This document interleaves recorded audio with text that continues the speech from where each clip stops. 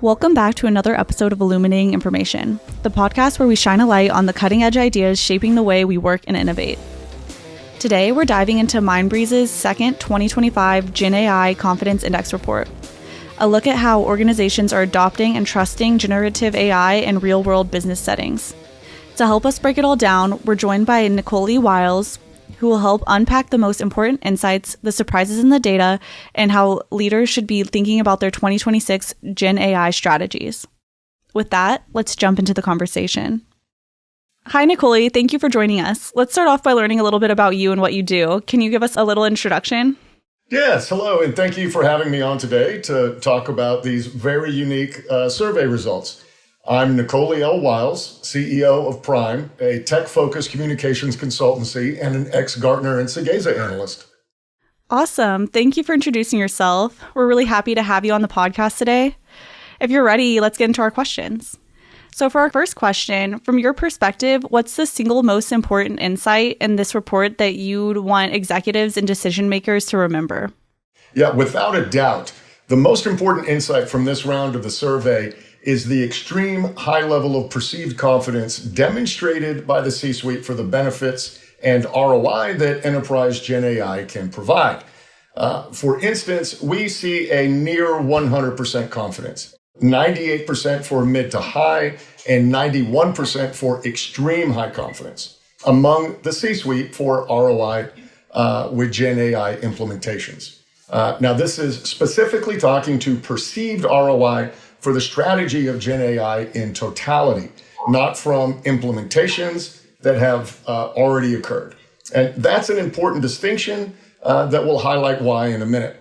But from this showcase of confidence is important as it shows that the C-suite across industries has fully committed to the idea of Gen AI as a business strategy. Nearly every executive leader has agreed in principle that Gen AI should be a critical component to their business strategy moving forward. And as a business transformationalist and ex-analyst, I completely concur. Awesome. That's such a powerful point. The idea that nearly every executive leader now sees Gen AI as central to business strategy really says a lot about where we are. And let's build on that. For our second question, the study shows strong optimism at the C-suite level, but lingering doubts about internal readiness. How do you frame that gap when communicating the findings to enterprises? That's a great point. And this is exactly why I wanted to make that previous distinction on perceived ROI versus tangible ROI from current or previously executed implementations. So what we see is, on one hand, that executive leaders are very bullish on Gen AI as an overall strategy. But we are seeing a lagging confidence from the C-suite when it comes to Gen AI implementations for their specific company. And this really comes in two different forms. First, we see that Gen AI, how it would benefit their specific company, with only 61% having high confidence in that, versus the 91% that we saw the same respondents had for Gen AI overall. And second, only 78% confidence that their internal IT team has the capabilities and expertise to implement successfully. Now, I believe this highlights the continued need for industry education, use cases, and other real-world examples, so that the very bullish C-suite can better see how Gen AI would benefit their specific company's pain points and unique needs.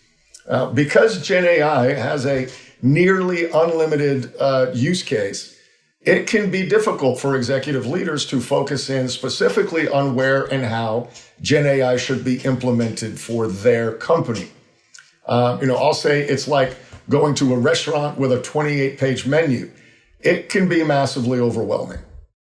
I love that analogy about the 28-page menu. It really captures the challenge executives are facing. So with that in mind, let's look ahead to the next phase. How should this data influence the way companies are planning their 2026 Gen AI strategies? Yes. Point blank, if you aren't already starting your Gen AI implementation plans, you're behind. The first movers will turn enterprise Gen AI into a massive competitive advantage. and those that take longer and follow in the coming years will simply be catching up to what will by then be complete mainstream tech.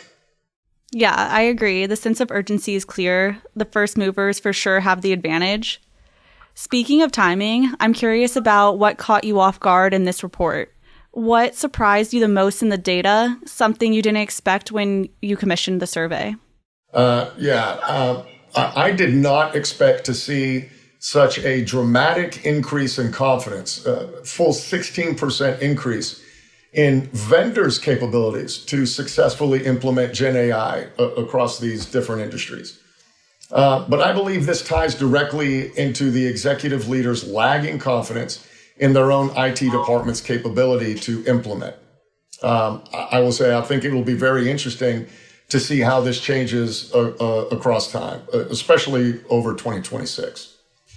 Interestingly, I also think this has a direct correlation to the implementation concerns that we were just talking about, where we saw a significant increase, 18%, in uncertainty around ROI for the respondent-specific company. Interesting. I like how you connected vendor capability confidence with IT team's concerns.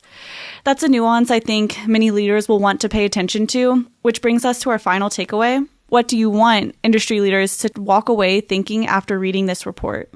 I'll double down on my previous statement that if you're not planning implementations now, you're behind.